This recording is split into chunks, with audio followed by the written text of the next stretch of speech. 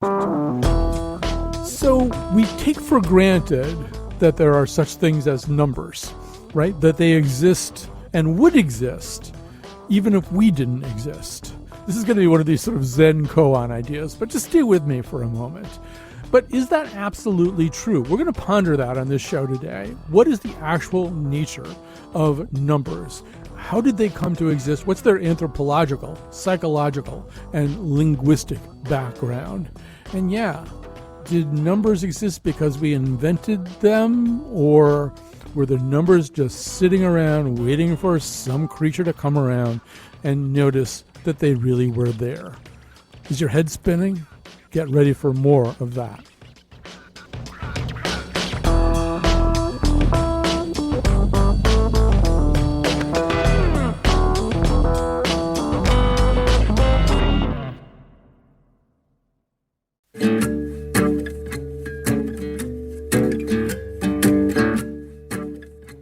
All right, we're going to talk about numbers today. Don't be afraid.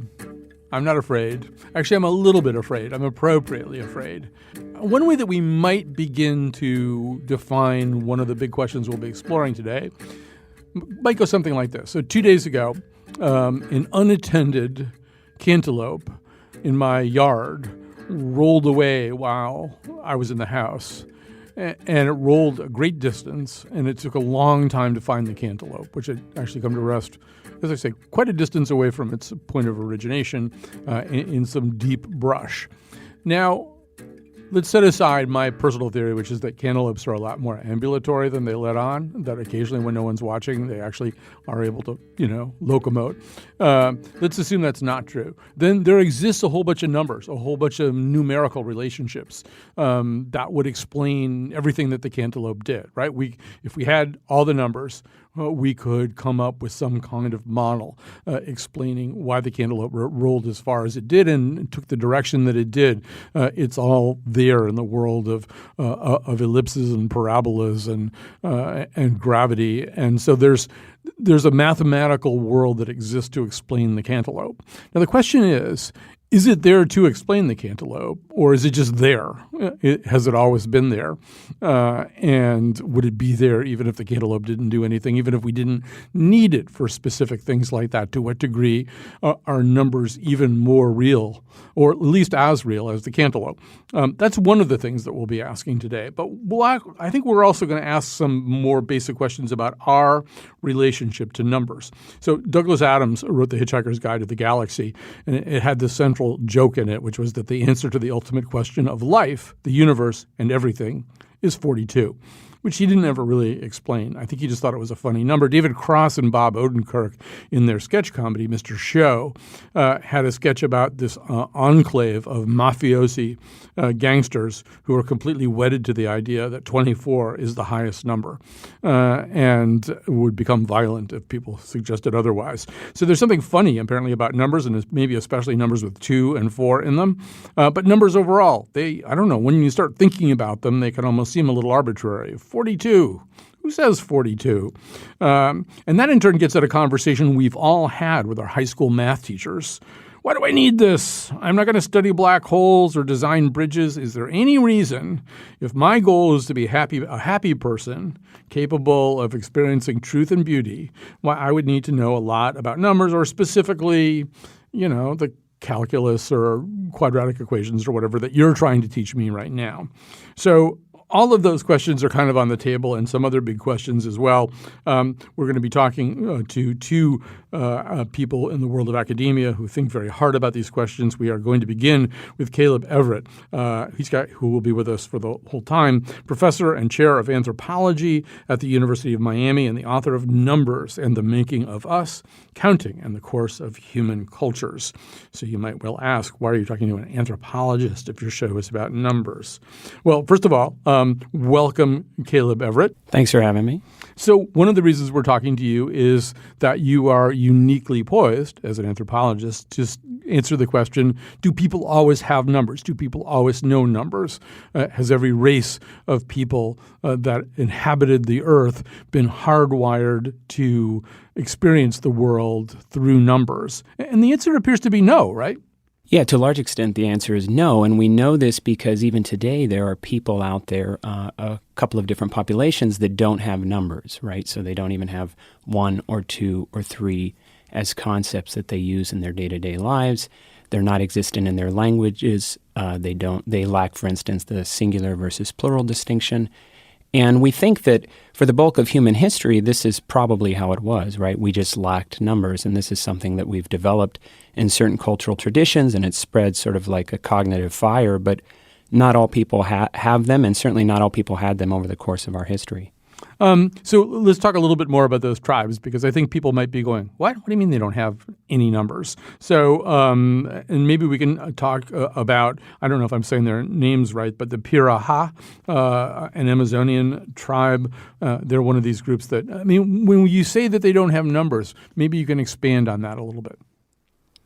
Right. So the Piraha are a really interesting case because they have a couple of number-like words, but these words are best translated as something like a couple or a few. They have those imprecise connotations, right? And they speak maybe the most anumeric language that's been documented, but bear in mind that there are about 7,000 languages that exist in the world today, and not all of them have been very carefully documented. So we know of some other cases also where in the Amazon, such as the Munduruku, that only seem to have precise numbers for 1 and 2, and everything after that is fuzzy. And there are some other systems that are 1, and then everything after that is fuzzy. So when you come across populations like this, and my own sort of personal history is relevant because I got interested in this topic because I spent time as a child with this group of Piraha people because my parents were missionaries there. You see that their absence, the lack of numbers in their culture, has a variety of different effects on their day-to-day lives. And subsequent research by myself and a number of other cognitive scientists shows that the absence of numbers impacts their basic quantitative cognition. And this isn't really a point about them, it's a point about all of us, that without numbers, we have very strong limitations on our quantitative thought. When we say that, I mean, let's get as specific as we can. So there are experiments, for example, where the Piraha are shown, I think, 7 spools of thread and asked to basically replicate that number of spools of thread. Do I have that right? Yeah, that's correct. So that's the most basic quantity recognition task. It's called one-to-one correspondence task, where people are essentially just viewing a quantity of objects, say spools of thread, and then they have to match that quantity with a new array that they make out of, say, empty rubber balloons was one of the things that we did in our experimental tasks. And then we see sort of at what point their performance starts to degrade, right? And it turns out that right around the transition from 3 to 4 things, they struggle precisely recognizing. So they don't recognize the difference between, say, 6 versus 7 things consistently. They do it the majority of the times, but not consistently. And as the number gets higher, their performance gets worse and worse. And this isn't maybe that surprising when you think about it, because in the absence of a cognitive tool to count out those spools of thread or whatever it is, how are you going to remember exactly how many are in front of you? Right. Well, I mean, actually, we could come back to that. Maybe we will. But so I know one person commenting on this whole question at Slate.com raised an interesting question, which was, okay, so spools of thread. I mean, we could maybe make the argument that the people from the Piraha hadn't really been thinking too much about spools of thread that day, and it didn't have a whole lot of, very poignant meaning to them, so who cares how many there are. But look, what about a woman with 5, 6, or 7 children? Certainly she's aware of their individual existences, that they differ from one another, they're not the same children. How about something as visceral as that? Yeah, so the first point to say is that spools of thread is one example, but we've replicated this with a lot of different kinds of stimuli and different objects. But yeah, I've faced this question many times, with audiences and so forth. How is it possible that a woman doesn't know that she has 5 kids or 6 kids? And I would actually say that says more about that question says more about us doing the asking and how numbers are so ingrained in our minds in a numeric society. Because if you think, for instance, about a family reunion or something like that, right? You go to Thanksgiving, dinner or something like that, and let's say you have 5 or 6 siblings yourself, right? And let's say one of your siblings is named John or something like that, and you look around the table and you see John's missing. I doubt that you're you're going to use any math for that, right? Mm-hmm. You're not going to look around the table and say, well, I know I have 5 siblings and I only see 4 or something like that. You're going to look around and say, where's John, right? Mm-hmm. So I think a mother in an anumeric population, she's conceiving of these kids as individuals, right? She doesn't have to track them numerically to be aware of the fact that one of them is missing. As I understand it, this whole idea that maybe a group of people, a tribe of people might have a numeric or an anumeric quality to them that maybe tops out at 3 is, or even 2, is pretty close to what we see in the hardwiring of infants, right? All infants seem pretty early on, as I understand it, to be able to maybe differentiate between 1 and 2, maybe 3. Yeah, you're exactly right. So we see this really early on in life, and some very recent research suggests that some of the quantitative capacities of infants are there at 24 hours at least, right? So maybe they're there even in the womb, most likely. So, and some of this is, so they can tell the difference between, say, 2 objects and 3 objects and 2 objects and 1 object. But they can also tell the difference between larger quantities if the disparity between them is large enough. So even at birth, we can tell 8 objects or 8 beeps from 16 beeps, right? Either in the auditory or visual modalities, we can sort of see, oh, this is a lot more than that, right? But the quantity difference between the 2 sets has to be pretty pronounced. Where we need numbers is to make these fine-grained distinctions beyond 3. So 4 versus 5, 5 versus 6, where the disparity isn't so obvious if you can't count. There's a group of people who, believe it or not, we have already talked about in some depth on another episode of our show. And they are a group of deaf people in Nicaragua who have never been taught a sign language. And so their experience, Caleb, is going to be a little bit different. I mean, when we're talking about these other 2 Amazonian tribes, it's not like they're surrounded by other people who know the difference between 7 and 8. They're not. They live in a tribe where people just don't really deal with that very much or at all.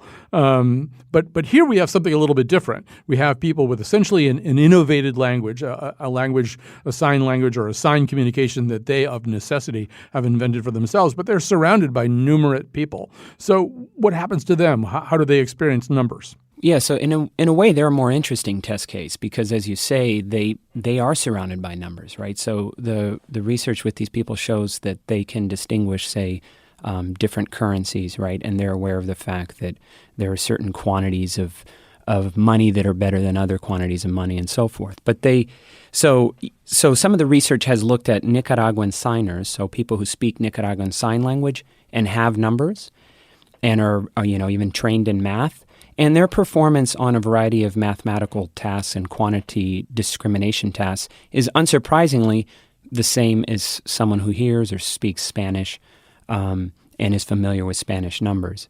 But when you look at the Nicaraguan home signers, so they develop this, they speak this developed communication system in their home that lacks numbers, but yet at the same time they're very familiar with the concept of numbers, or at least the fact that they exist around them.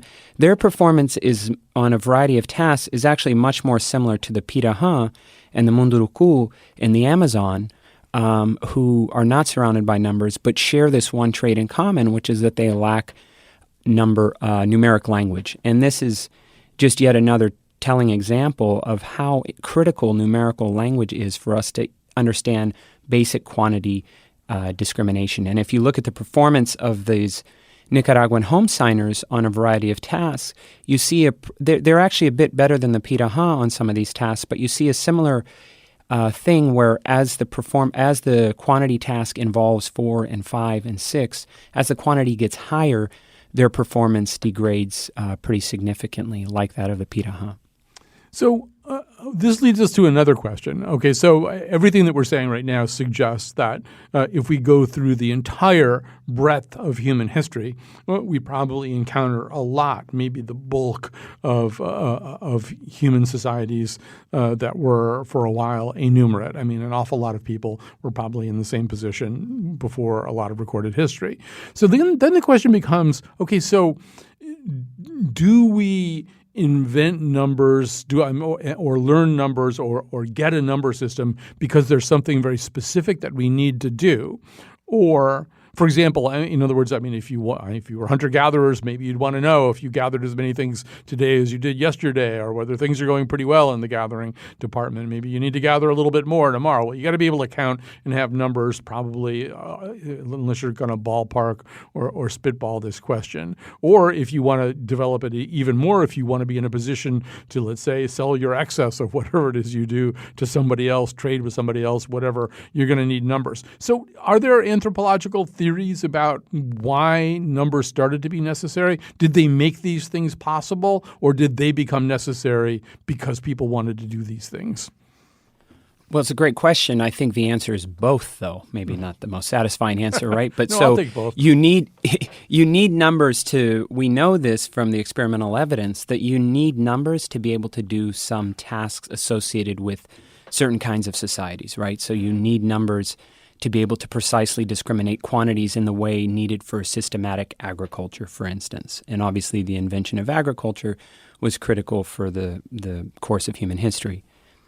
So you need it in that direction, right? But as you have things like agriculture and as you have things like larger urban societies, then obviously there are these new pressures on number systems to be refined and developed in certain ways so that we can tackle new sets of problems. And so the pressure kind of feeds on itself in both directions. And eventually what you get is what we see around us today, where societies, where a lot of the things around us are contingent on the existence and usage of numbers. But in turn, a lot of the things around us put pressure on us to use numbers in day-to-day lives and even hour and minute-to-minute lives, right? So if you even think about things like hours and minutes and seconds, these are the product of specific numerical traditions, the Mesopotamian traditions and the Egyptian traditions and so forth, that gave us these ideas of hours and minutes and seconds ultimately. So those are numeric things, but then they put pressure on us to think about time in new ways and to further develop numerical concepts associated with time, which then feed into the technologies that are enabled by those numerical technologies. And so it all feeds on itself, I would say. I guess I'm sort of even wondering about cognitive development. All right, so if a Piraha and I are standing side by side, and a whole bunch of, I'm trying to think of something that we might see. Capybara? Did they see capybara? Yeah, sure. Okay, so a bunch of capybara run by, like a big herd of them. Well, we both saw the same thing, a whole bunch of capybara, right? I wouldn't be able to say that there were 20 of them or 19 of them or 18. They just were moving very fast. We had essentially the same experience. But at some level, because I'm numerate, or somewhat numerate anyway, there ultimately are things that I can want to know and can want to learn. Does that, I don't know. I mean, all of these things I assume affect the way we perceive everything. I would assume somebody who is anumerate or differently numerate, had like a really different way of using numbers, would actually perceive the world differently. Yeah, to some extent you could make that case, although I think in the example of the capybara running by, we probably perceive it very similarly, right? Because if you don't have the time to count it, I mean, it's a perfect example, I think, of it's one way to get in that sort of mindset is when you don't have time to count, and experiments with English speakers show this too, their performance is remarkably similar to the Piraha, right? We have this fuzzy recognition of, wow, that was a lot of capybara that just ran by.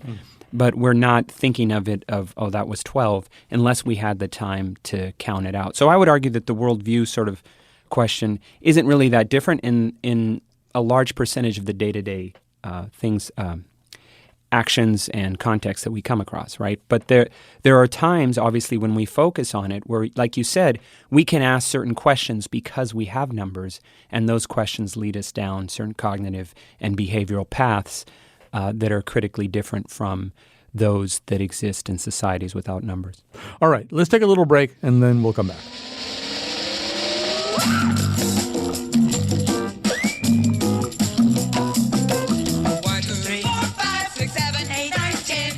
12.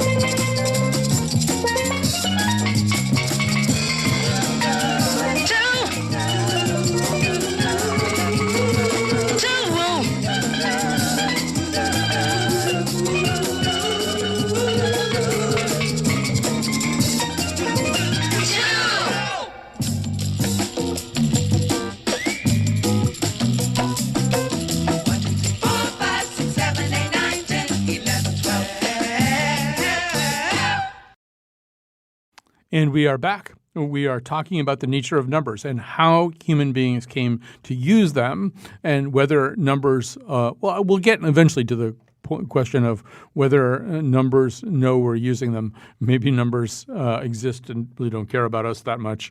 But we have a lot of other things to explore before we get there. We've been talking to, and will continue to be talking to, Caleb Everett, professor and chair of anthropology at the University of Miami and the author of Numbers and the Making of Us, Counting and the Course of Human Cultures. Now joining us is Brian Clegg, the author of Are Numbers Real? The Uncanny Relationship of Mathematics and the Physical World.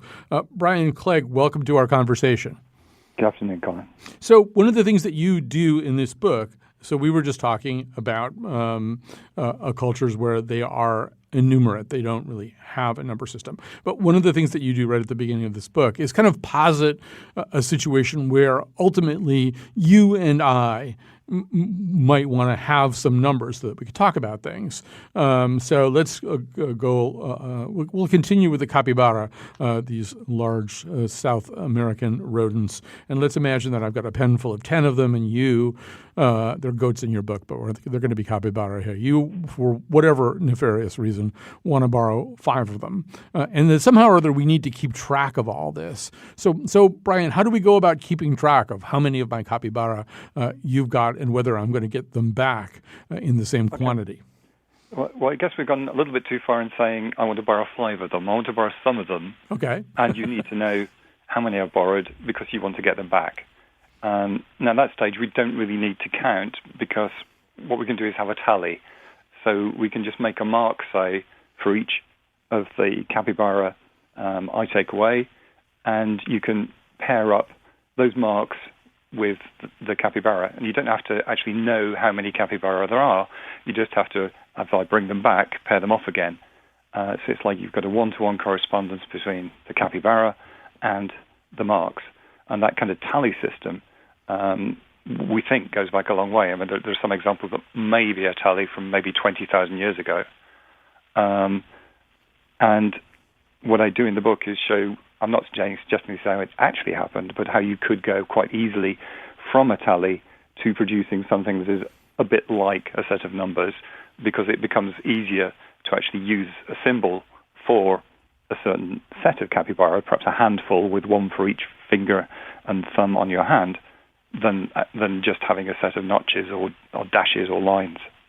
So this gets at a tension that, and by the way, as we go through here, I mean, I am woefully ignorant about a lot of the things I'm going to be bringing up. So neither guest should hesitate to say, well, that's wrong, but I perceive kind of a tension, particularly in your book, between two aspects of numbers. So there's a real world application of numbers. It's useful for us to have numbers so we can count the number of capybara, so I can know how many I lent to you and whether you gave me back the same number. We can think of zillions of other examples of ways in which numbers map onto the real world.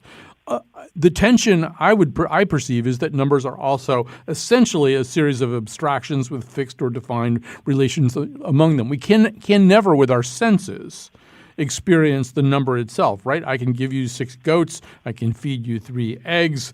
We can hear 5 bird calls, but we can't hear 5, and I can't feed you 3, and I can't give you 6. Right? These are numbers are not ultimately things that we experience with our senses, although in that physical sense that we just talked about, they are. Brian, maybe you can react to what I'm saying. Yeah, I mean, I think what you're saying is perfectly reasonable. As you say, you cannot give you a 6. I can give you a representation of a 6, so I can give you a written symbol that represents 6, or I can give you 6 objects. But I think the thing that has happened with number is it started off with a very close representation, a very close relationship to individual objects. So when you talk about integers, numbers 1, 2, 3, 4, 5, and so on, you can easily relate that to individual objects, real things. And over time, what's happened is because numbers are interesting, it enables us to do interesting things with our minds, we can head off in different directions that go further and further away from reality, some of which are still incredibly useful. You know, my background is physics, and we use numbers an awful lot in physics. But at some point, mathematicians are effectively off in their own little numerical world, and it can be great fun, but it may not ever relate directly to reality. Right. So pretty early on, I mean, maybe not that early in terms of what Caleb would consider to be the arc of human history, but pretty early on, you've got Aristotle really troubling himself with the whole question of infinity. Infinity may not have any real particular use for him living in Greek society, but he wants to know what it means. And yes, there are all these other things, the square root of 2 or negative numbers. Right away, these things set themselves up pretty quickly. And I guess maybe let me just turn to Caleb for a second here, Brian, and ask Caleb, if in fact we can sort of think anthropologically about how people might want to be able to count and add and subtract and multiply and divide, is it possible to think anthropologically about how about why or how people would then turn to these less physically useful activities like square roots and negative numbers? Well, it's an interesting question, but I guess from my perspective, the key point would be that this is something that has only existed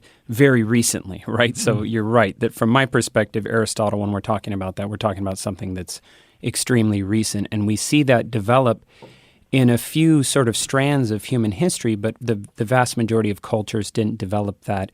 They just sort of borrowed it from other cultures. Even something that's abstract, but not as abstract as something like a square root, so something like 0, we only have attested in the written record in the Old World in around the 5th century, right? So that's extremely recent from the perspective of human history. And there are sort of cultural specific questions as to why we get into these abstractions. And I think that gets back to the issue we were talking about earlier, where these things sort of feed off of each other. But I would stress that the fundamental thing that leads us down that path at all is the recognition of correspondence of fingers on our hands. So we can talk about things like tallies, and those are really important, and we see even contemporary tallies in Amazonia and Africa and other places, and some that do stretch back actually over 40,000 years. But long before that, we have evidence that people were counting with their fingers, and that they were inventing number words based off of words like hand.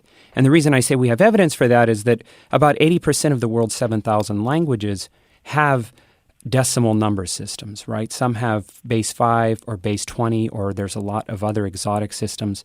But base 10 and base 5, particularly base 10, are the most common decimal number systems. And so it's quite likely, given that preponderance that we see today, that we had those in our languages before we left Africa. We don't know that for sure, but it's quite plausible. In other words, that's this gateway that led us to numbers, and it did so tens of thousands of years ago, and ultimately, in certain cultural traditions, led to these more abstract questions like and developments like imaginary numbers or the Fibonacci sequence or whatever. All right, so Brian, let's go back to those questions. I mean, I think. Okay, I'm trying to think about how to get into this. So imagine that I could bring maybe somebody from the Piraha tribe or somebody who didn't have numbers, and we could get that person up to speed on numbers and counting, and we could sort of essentially compress the evolution of human beings and their understanding of numbers into a pretty small space and get them through the basics, and then tell them about what happened when the Greeks started to think about the square root of 2, to which there is really not a really good, obvious answer, at least in the form of an integer, and then talk a little bit about what the Greeks thought and did about that. If I were the Piraha, I think I may be saying, so in other words, when you guys run into something that doesn't really work that well, you basically just change the rules. Isn't that what the Greeks were doing? I don't think I'd say they were really changing the rules, in that they were kind of making up the rules as they went along. So the Greek problem with the square root of 2 was primarily because the Pythagoreans had decided that everything was based on whole numbers. So they had a picture of the universe, a model of the universe, where whole numbers were very, very important. And because of that, they assumed it should be possible to do pretty well everything from whole numbers or ratios of whole numbers. And the problem came that they discovered fairly early on that the square root of 2 isn't a ratio of any whole numbers. It's what we'd now call an irrational number. and that certainly hit their, if you like, their culture, their ideas of their particular group. But those ideas were philosophy rather than science. They were not based on anything in reality. They were based on a theory, which then was changed when they found out more. But it took a while because they found it pretty scary. In fact, allegedly, they took out a guy called Hipparchus who told the world about this and drowned him for daring to tell the world that square root of 2 wasn't a ratio of 2 whole numbers. We should say one of the things that Brian's book proves is that math can be dangerous in that example. And I think there's some guy a little bit later who wrecks his mind and his health or something thinking about infinity too much. So be careful. I mean, math is not for the faint of heart. Pretty quickly, though, you start wanting to use, or humankind starts wanting to use these numbers to figure things out. For example, about, let's say, the area of a circle. And then pretty quickly, you get into irrational numbers, right?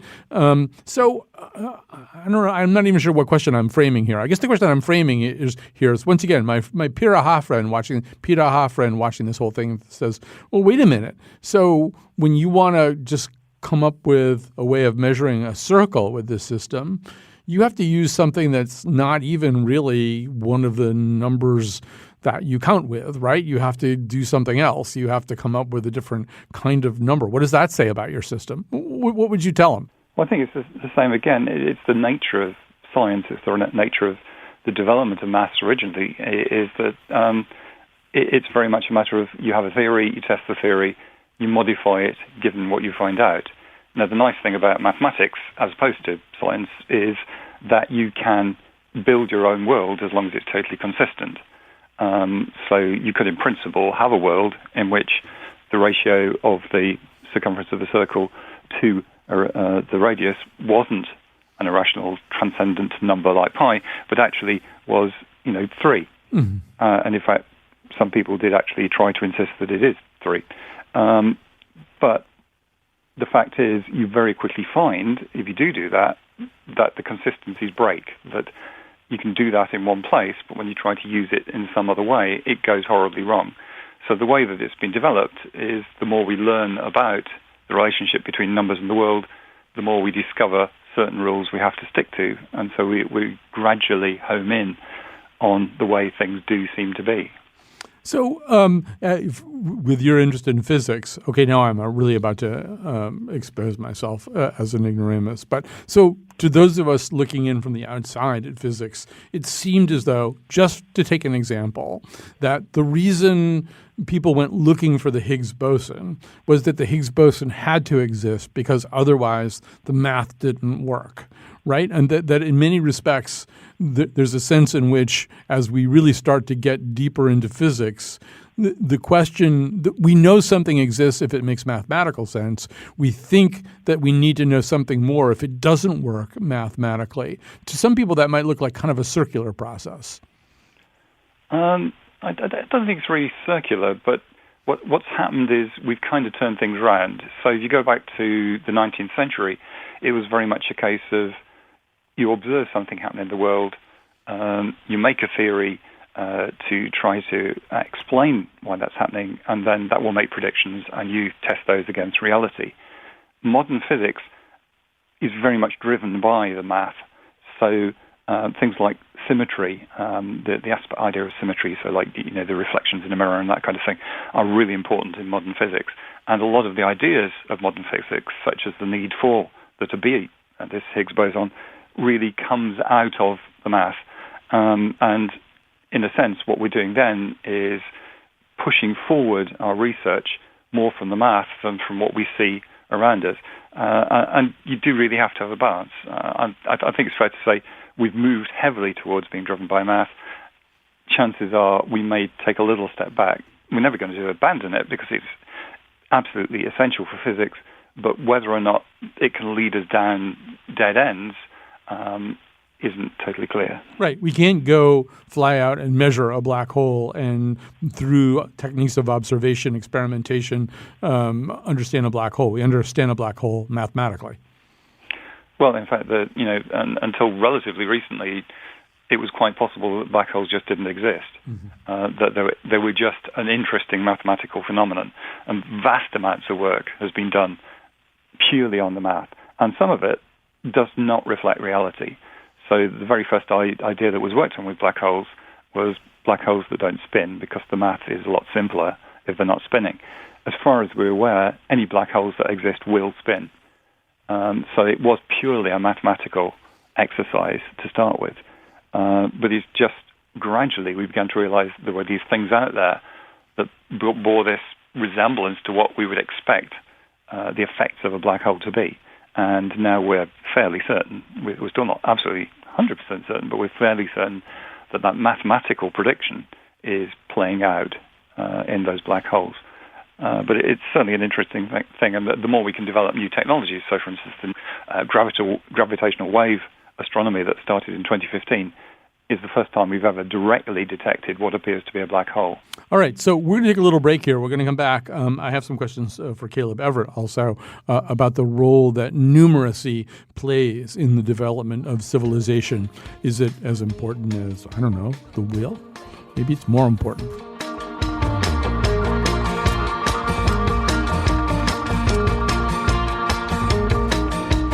I'm the operator of my pocket calculator.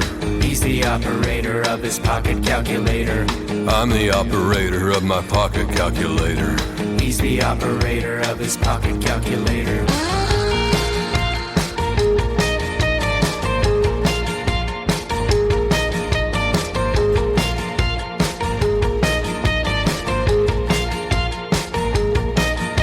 By pressing down a special key, it plays a little melody. By pressing down a special key, it plays a little melody. By pressing down a special key, it plays a little melody. By pressing down a special key, it plays a little melody.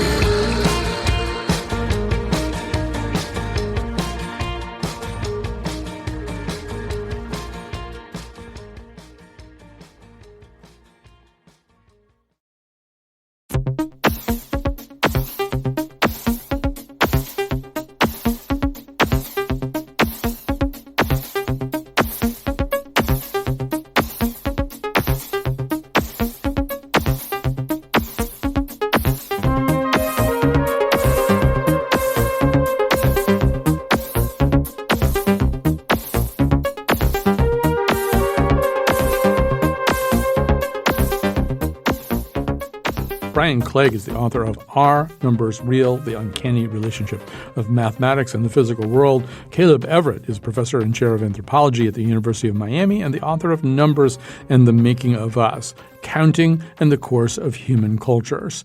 So, Caleb, I want to go back to a question that I was asking you earlier, the one that you answered, I think, both yes and no. Maybe we can talk about this a little bit. I think when we talk in a somewhat off-the-cuff and cavalier way about human progress or evolution or the evolution of societies, we tend to sort of lump a bunch of things together. And so we'll say something like, well, so this incredibly important transition is when we go from hunter-gatherers to agricultural societies.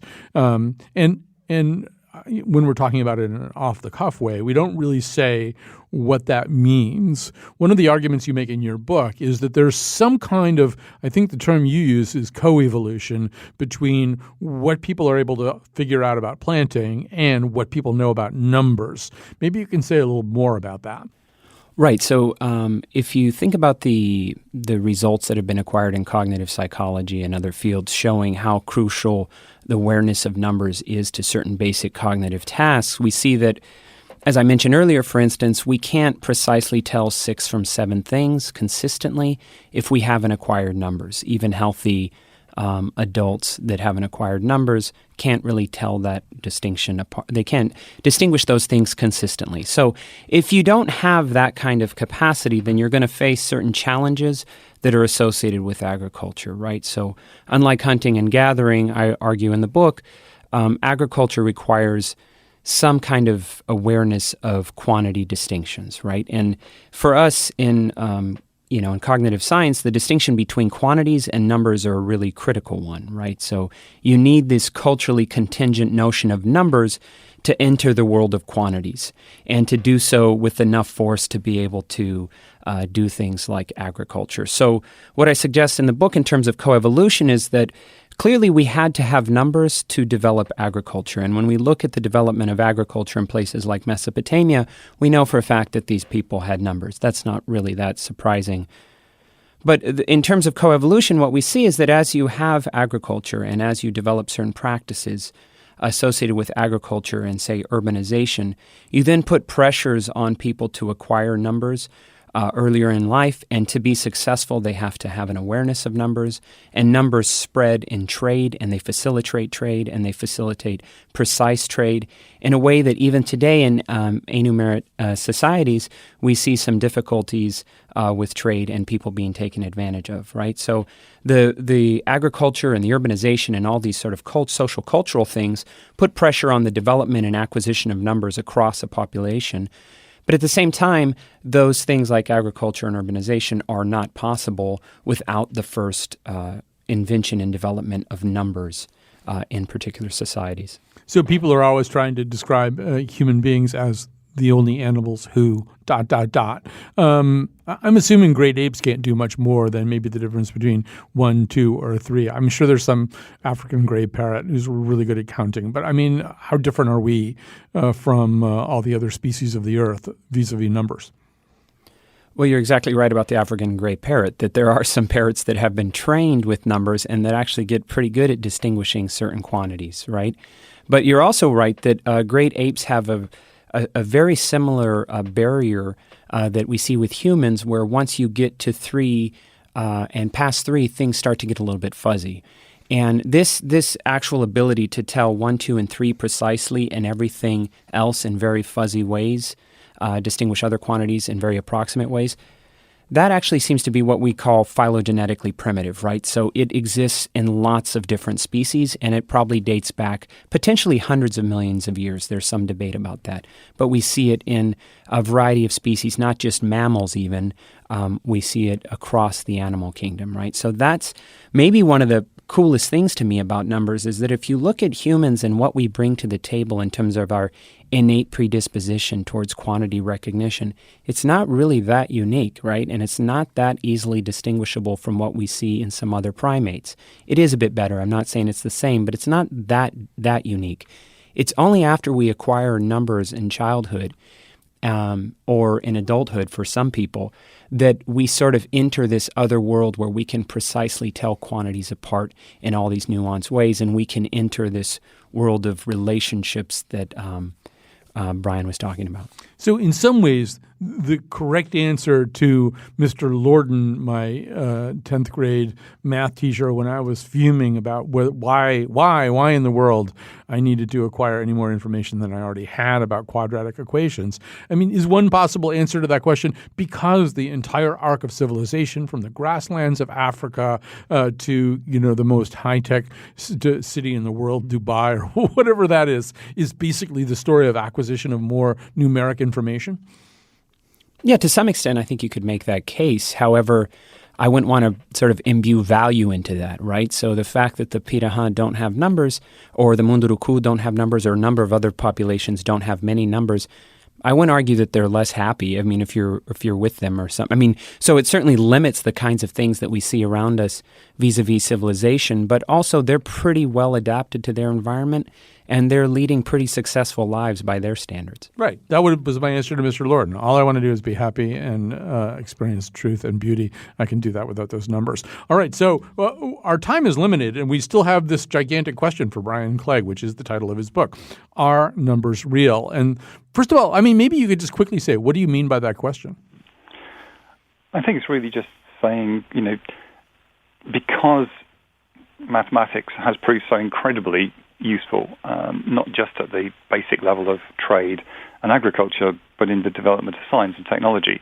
So, anything from the fact that we're on the radio, that people are listening to this on a mobile phone, that people are able to get medical technology or whatever, is all totally dependent on the use of numbers.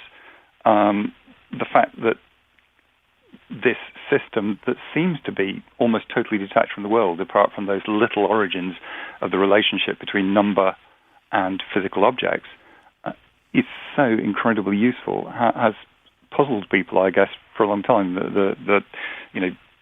There have been papers written about just why are numbers so incredibly useful, why do they work so well. So what I was trying to really bring out is, we just tend to think of number as something every day and sort of all around us, but actually it is this sort of its own world that somehow manages to support our world and be incredibly useful in our world. Of course, an ignorant person's counter-argument to that, I will now make that counter-argument, is, well, then why don't they work better? I mean, why are some numbers prime and some numbers not prime? Why are there irrational numbers at all? And what do we make of Gödel and his whole chain of undecidable statements about numbers? I mean, if numbers have this kind of extra human existence, why don't they work better? I guess you have to define what you mean by better.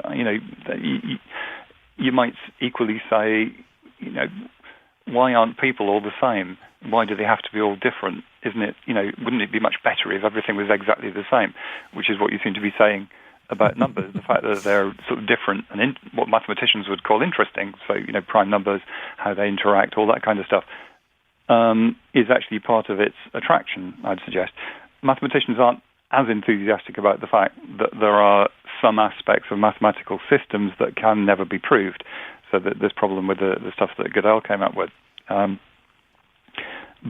the fact is, even within their limitations, they can do such amazing things that our entire science and technology of today would just not exist without them.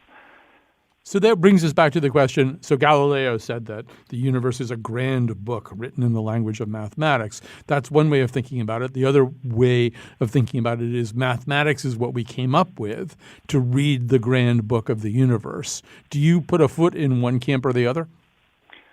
I think, in a sense, mathematics exists separately to the universe, and what we've done is found a way of bringing the two together. So we've almost acted as a translator between the universe and mathematics, or parts of it. Some parts, even imaginary numbers, for instance, the square root of negative numbers, which have no possible conceptual reality, have proved incredibly useful in practice because we can use them almost as an analogy, as a way of, in that case, modeling two dimensions. We can use numbers, even though they are this abstract, separate world, in ways that are incredibly practical. And I think what we've done is I say, act as almost a kind of interpreter or something that's brought the two together. I think that's a lovely place for us to stop, and also we're out of time. And I know that because I can use numbers to tell you that our show has run out of time. We've been talking to Brian Clegg, the author of Our Numbers Real, The Uncanny Relationship of Mathematics and the Physical World. Caleb Everett is the author of Numbers and the Making of Us, Counting in the Course of Human Cultures. Thanks so much to everybody who helped out. Jonathan McPants produced the show. Chion Wolf's been on the board, and we will be back tomorrow with yet another show. It never stops. But thanks for listening to this one. 63, 64, 65, 66, 67, 68, 69, 71, 72, 73, 74, 75, 76, 77, 78, 79. Stop. Isn't it funny how numbers help me count, help me count, help me count? Yeah. 81, 82, 83, 84, 85, 86, 87, 88, 89, 91, 92, 93, 94, 95, 96, 97, 98, 99. Isn't it funny how numbers help me count, help me count, help me count? Yeah, numbers help me count, help me count, help me